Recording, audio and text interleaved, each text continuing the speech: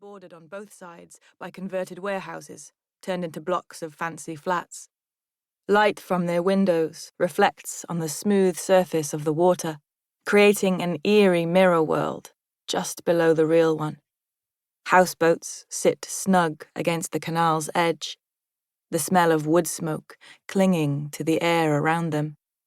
A huge, fat dog sits atop one, watching her as she passes. The sounds of revelry dissolve into the distance, but there is still life here. Still people to hear her, if she were to scream. She crosses beneath a bridge. It is mauled with graffiti and lit with shocking blue light to discourage drug use. Combined, they make the place feel dangerous.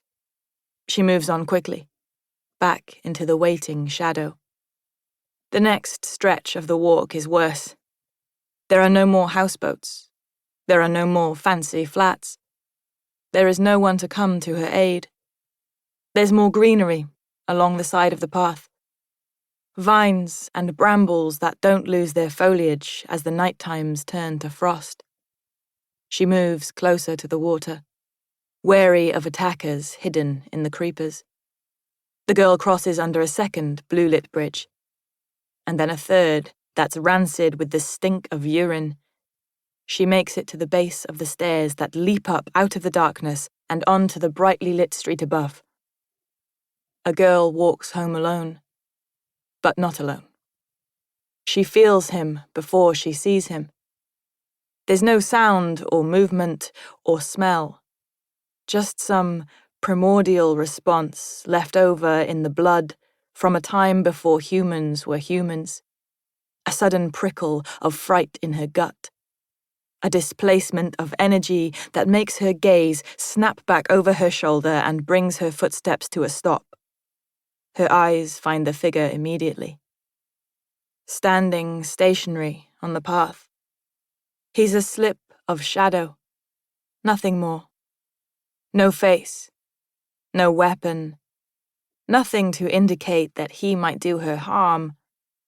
Just a man. But she is a girl. And she is alone. And it is night. And that is enough. She ducks her head and takes the stairs 2 at a time, but tries to do it casually, the way women do when they're afraid, but trying not to look rude. She forces herself not to run. There's no need for desperate measures. Not yet. He's just a man on the towpath at night. It would be rude to run. And sometimes, if you run, the monster chases you. This she learned the hard way. So she climbs, step after measured step, up into the light. The staircase spits her out onto Gloucester Avenue, only 1 street from her flat. She waits under a streetlight to see if the man will follow her, but he does not. She breathes a sigh of relief and turns for home. It's a slow black, moonless night. The kind that beckons demons out of the liminal world and brings them into this one, hungry to feed on the souls of the living. London is full to bursting with magic, dark and dangerous if you know where to look. And she knows, now, where to look. A dog barks. The girl looks up and stifles a yelp with her hand. The figure from the canal is somehow standing on the pavement directly in front of her, closer than he was the first time. The girl stops again, stares. Her heart crashes inside her chest. She takes small, gasping breaths as she tries to understand the logistics of what has just happened. How could he have followed her? How could he have overtaken her? How could he have moved so quickly? There's no way. There's no way. Then she remembers the words at her wrist. There's no need to fear anymore. There's heavy shadow to her right. The deep, wet shadow that trees cast in the forest.